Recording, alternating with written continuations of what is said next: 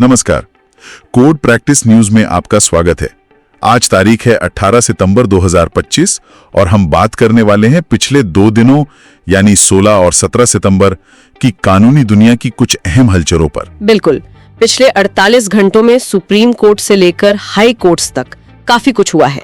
कोशिश रहेगी कि हम मुख्य बातों को समझें, उनके असर को देखें। तो चलिए शुरू करते हैं सुप्रीम कोर्ट से। पहला ही मामला काफी गरमाया हुआ है, पराली जलाना। सुप्रीम कोर्ट ने केंद्र से पूछा है कि क्या इसे रोकने के लिए, मतलब एक कड़ा संदेश देने के लिए, कुछ किसानों पर गिरफ्तारी जैसी दंडात्मक कार्रवाई हो सकती है। हाँ, ये सवाल अपने आप में बड़ा है। देखिए, कोर्ट यहाँ एक संतुलन बनाने की कोशिश कर रही है ना। पर्यावरण की चिंता तो है ही, लेकिन किसानों की जो मजबूरियां हैं उनको भी नजरअंदाज नहीं किया जा सकता। तो सवाल यही उठता है कि क्या सिर्फ सजा देना, क्या दंडात्मक कार्रवाई ही हल है, या फिर समस्या की जड़ तक जाने की जरूरत है। सही कहा, ये वाकई एक मुश्किल संतुलन है। अच्छा, अगला मामला गैंगस्टर छोटा राजन से जुड़ा है। सुप्रीम कोर्ट ने 2001 के जया शेट्टी हत्याकांड में उसे जो जमानत मिली थी वो रद्द कर दी है। हाँ, और कोर्ट ने काफी सख्त टिप्पणी भी की है। उन्होंने पूछा कि इतने गंभीर मामले में निचली अदालत ने सजा निलंबित करने का आधार क्या माना था। ये फैसला जमानत के जो सिद्धांत हैं, खासकर गंभीर अपराधों में, उन पर फिर से सोचने पर मजबूर करता है। मतलब न्यायिक विवेक का इस्तेमाल कितना सोच समझकर होना चाहिए। बिल्कुल, और अदालती भाषा पर भी एक बहस छिड़ी है। खजुराहो में विष्णु मूर्ति की पुनर्स्थापना याचिका थी। हाँ, उसे खारिज करते हुए सीजेआई जस्टिस गवई की एक टिप्पणी थी, जाकर देवता से पूछो। इस पर कुछ वकीलों ने आपत्ति जताई है।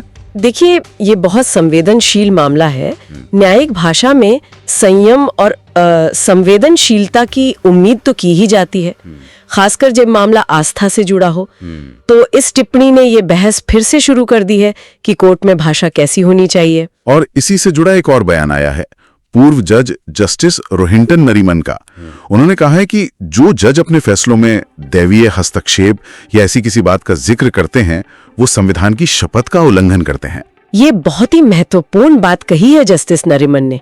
न्यायपालिका का आधार तर्क और कानून है ना। फैसले तथ्यों और सबूतों पर होने चाहिए, न कि किसी बाहरी या दैवीय प्रभाव की धारणा पर। ये संविधान की मूल भावना के भी अनुरूप है। सही है। अच्छा, अब जरा पारिवारिक कानून की ओर चलते हैं। HUF यानी हिंदू अविभाजित परिवार से जुड़ा एक फैसला आया है। सुप्रीम कोर्ट ने कहा कि HUF का कर्ता, मतलब मुखिया, अगर कोई कानूनी जरूरत है, जैसे बेटी की शादी का कर्ज चुकाना, तो उसके लिए संयुक्त परिवार की संपत्ति बेच सकता है। उसे इसका व्यापक अधिकार है। हाँ, ये कर्ता की भूमिका को और मजबूत करता है संपत्ति प्रबंधन के मामले में, और कानूनी जरूरत की व्याख्या को भी ये फैसला थोड़ा विस्तार देता है। इसका असर यकीनन कई पारिवारिक संपत्ति विवादों पर पड़ेगा। और सुप्रीम कोर्ट से ही एक और अहम खबर POSO एक्ट को लेकर है। इस कानून के तहत सहमति की उम्र का जो जटिल मुद्दा है, उसे अब सुप्रीम कोर्ट की 3 जजों की बेंच सुनेगी। ये बेहद संवेदनशील और अहम मुद्दा है। POSO एक्ट बच्चों की सुरक्षा के लिए है, लेकिन सहमति की उम्र जो अभी 18 साल है, उसको लेकर कई सवाल उठते रहे हैं। खासकर जहां मतलब किशोरों के बीच सहमति से संबंध बनते हैं, तो ये बेंच का फैसला काफी दूरगामी हो सकता है। बिल्कुल। चलिए अब जरा हाई कोर्ट्स का रुख करते हैं। दिल्ली हाई कोर्ट से करण जौहर के लिए एक राहत भरी खबर है पर्सनालिटी राइट्स को लेकर। हाँ, उनके नाम, आवाज, इमेज वगैरह के गलत इस्तेमाल पर रोक लगाई है कोर्ट ने। अंतरिम रोक है ये। हाँ, पर दिलचस्प ये है कि कोर्ट ने कहा कि ये रोक व्यंग और मीम्स पर लागू नहीं होगी। बिल्कुल, ये आजकल बहुत बड़ा मुद्दा है। सेलिब्रिटी अधिकार, फिर ये डीप फेक का खतरा, और दूसरी तरफ अभिव्यक्ति की आजादी। इनके बीच वो लाइन कहाँ खींची जाए। भारत में पर्सनालिटी राइट्स का कानून अभी बनी रहा है, तो ये फैसला खासकर मीम्स वाली छूट काफी मायने रखती है। सही कहा। दिल्ली से ही एक और खबर है DUSU चुनाव से जुड़ी। दिल्ली यूनिवर्सिटी छात्र संघ चुनावों के नतीजों के बाद दिल्ली हाईकोर्ट ने विजय जुलूस निकालने पर रोक लगा दी है, और नियमों का उल्लंघन हुआ तो अवमानना की चेतावनी भी दी है। कई बार माहौल बिगड़ भी जाता है, तो शायद ये कोर्ट का कदम शांति व्यवस्था बनाए रखने के लिए है, लिंगदोह कमेटी की सिफारिशों को ध्यान में रखते हुए। अच्छा, और दिल्ली हाईकोर्ट का एक और बड़ा फैसला है सिग्नेचर व्यू अपार्टमेंट्स को लेकर। ओहो हाँ, वो कॉमनवेल्थ गेम्स वाले। हाँ, वही जिन्हें असुरक्षित पाया गया था। कोर्ट ने अब उनके 12 टावरों को गिराने का रास्ता साफ कर दिया है। ये फैसला भले ही देर से आया, पर ये दिखाता है कि सुरक्षा और निर्माण की गुणवत्ता से समझौता नहीं किया जा सकता। उन लोगों के लिए बहुत बड़ी राहत होगी जो सालों से उन असुरक्षित फ्लैट्स में रह रहे थे। ये डेवलपर्स और अथॉरिटीज की जवाबदेही पर भी सवाल है। बिल्कुल। अब गुजरात चलते हैं। गुजरात हाईकोर्ट ने पूर्व क्रिकेटर और टीएमसी सांसद यूसुफ पठान को वडोदरा में सरकारी जमीन पर अतिक्रमण का दोषी पाया है। अच्छा। हाँ, और उन्हें वो जमीन खाली करने का आदेश दिया है। ये तो साफ संदेश है कि कानून सबके लिए बराबर है, चाहे कोई कितना भी प्रभावशाली क्यों ना हो। सरकारी जमीन पर कब्जा तो गलत ही है। सही है। कर्नाटक से भी एक चुनावी खबर है। कर्नाटक हाईकोर्ट ने कांग्रेस विधायक नंजे गौड़ा का 2023 का चुनाव रद्द कर दिया है। चुनाव रद्द कर दिया है? हाँ, और वोटों की दोबारा गिनती का आदेश दिया है। अच्छा, देखिए, चुनाव की निष्पक्षता लोकतंत्र का आधार है। अगर कहीं भी शक होता है तो कोर्ट का दखल देना अहम हो जाता है। अब दोबारा गिनती से ही पता चलेगा कि क्या हुआ था। केरल से एक थोड़ी चौंकाने वाली खबर आ रही है। केरल हाईकोर्ट ने सबरीमाला मंदिर की जो द्वारपालक मूर्तियां हैं, उनसे करीब 4 किलो सोना गायब होने के आरोपों की जांच के आदेश दिए हैं। 4 किलो सोना? हाँ। ये तो बहुत गंभीर आरोप है। धार्मिक संस्थानों में जहां इतना दान आता है, वहां पारदर्शिता बहुत जरूरी है। ये मामला भक्तों के विश्वास से भी जुड़ा है। जांच होनी ही चाहिए। बिल्कुल। अब कलकत्ता हाईकोर्ट का एक फैसला है जो सामाजिक लिहाज से काफी दिलचस्प है। कोर्ट ने कहा है कि अगर पत्नी कमा रही है तो भी पति भरण पोषण देने की अपनी जिम्मेदारी से बच नहीं सकता। अच्छा। हाँ, खासकर अगर वो जानबूझकर बेरोजगार बैठा है। ये तो काफी प्रोग्रेसिव सोच है। मतलब कोर्ट सिर्फ कमाई नहीं देख रही, बल्कि कमाने की क्षमता और नियत भी देख रही है।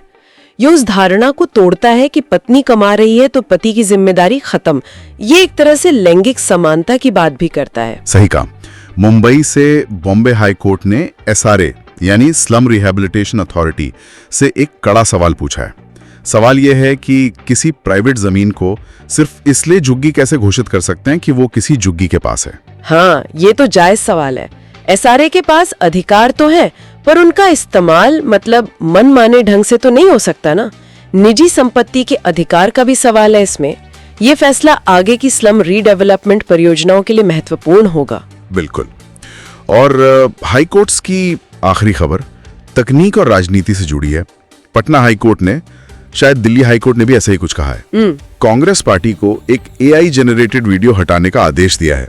ये वीडियो प्रधानमंत्री और उनकी दिवंगत मां से जुड़ा था। ओहो, ये AI और डीप फेक का खतरा बढ़ता ही जा रहा है, खासकर राजनीति में। कहां तक जाएगी ये चुनावी नैतिकता? क्या किसी की छवि खराब करने के लिए, गलत जानकारी फैलाने के लिए AI का इस्तेमाल होगा? कानून अभी भी इस टेक्नोलॉजी से पीछे चल रहा है शायद। हाँ, ये गंभीर चिंता का विषय है। चलिए अब कुछ और अदालतों और कानूनी खबरों पर नजर डालते हैं। National Herald money laundering case में दिल्ली की राउज एवेन्यू कोर्ट ने ईडी की ECIR और सुब्रमण्यम स्वामी की शिकायत की कॉपी सभी आरोपियों को देने की पुष्टि की है। अगली सुनवाई 26 सितंबर को है। ये एक प्रक्रियात्मक कदम है, पर जैसा आपने कहा, हाई प्रोफाइल केस में हर कदम पर नजर रहती है। अब आरोपियों को अपना बचाव तैयार करने में मदद मिलेगी। सही है। मीडिया की आजादी से जुड़ा भी एक मामला है। पत्रकार परंजय गुहा ठाकुरता और कुछ और लोगों ने अडानी समूह पर रिपोर्टिंग से रोकने वाले एक गैग ऑर्डर के खिलाफ अपील की है दिल्ली कोर्ट में। Gag order? हाँ, कोर्ट ने फिलहाल तुरंत सुनवाई से मना कर दिया है। अगली तारीख दी है। ये वही क्लासिक मामला है, कॉर्पोरेट हित बनाम प्रेस की स्वतंत्रता। गैग ऑर्डर तो एक तरह की प्री सेंसरशिप हो जाती है। देखना होगा अपील पर कोर्ट क्या कहता है। दिल्ली का जो BMW hit and run case था, हाँ, जिसमें वित्त मंत्रालय के अधिकारी की मृत्यु हुई थी। बिल्कुल, उसमें आरोपी गगनप्रीत कौर की न्यायिक हिरासत 27 सितंबर तक बढ़ा दी गई है। जमानत याचिका पर भी सुनवाई चल रही है। इस मामले पर लोगों की नजर बनी हुई है। सड़क सुरक्षा का भी सवाल है और न्याय प्रक्रिया का भी। जमानत पर फैसला अहम होगा। और एक चिंताजनक खबर NCLT से है, नेशनल कंपनी लॉ ट्रिब्यूनल। हाँ, क्या हुआ वहाँ? एक RTI से पता चला है कि वहाँ जजों और सदस्यों के कई पद खाली पड़े हैं, जबकि केसों का अंबार लगा हुआ है। ओह, ये तो बहुत बुरी स्थिति है। NCLT तो बनाया ही इसलिए गया था कि कंपनी और दिवालियापन के मामले जल्दी सुलझें। अगर वहाँ ही जज नहीं होंगे तो न्याय में देरी होगी। इसका असर तो सीधे सीधे व्यापार और अर्थव्यवस्था पर पड़ेगा। इस पर ध्यान देना बहुत जरूरी है। बिल्कुल। और अंत में महाराष्ट्र से खबर है कि वहां के महाधिवक्ता बीरेंद्र सराफ ने इस्तीफा दे दिया है। अच्छा, एडवोकेट जनरल ने इस्तीफा दे दिया। हाँ, ये तो बड़ी खबर है। वो राज्य सरकार के मुख्य कानूनी सलाहकार होते हैं। कारण तो अभी पता नहीं चले होंगे शायद। हाँ, अभी कारण स्पष्ट नहीं है।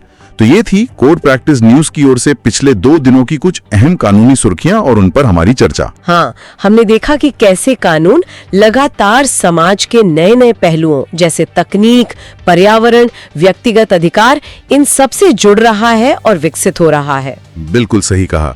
और इसी से जुड़ा आज का हमारा विचारणीय प्रश्न भी है। जिस तेजी से एआई और डीप फेक जैसी टेक्नोलॉजी आ रही है, क्या हमारा कानूनी सिस्टम, हमारे नियम कायदे उसके गलत इस्तेमाल को रोकने और साथ ही अभिव्यक्ति की आजादी जैसे अधिकारों को बचाने के लिए तैयार हैं? क्या ये संतुलन हम बना पा रहे हैं? ये बहुत बड़ा सवाल है आज के दौर में। इस पर सोचिएगा जरूर। कोर्ट प्रैक्टिस न्यूज में आज के लिए बस इतना ही। हम जल्द ही फिर मिलेंगे कानूनी दुनिया की नई खबरों और विश्लेषण के साथ। धन्यवाद। धन्यवाद।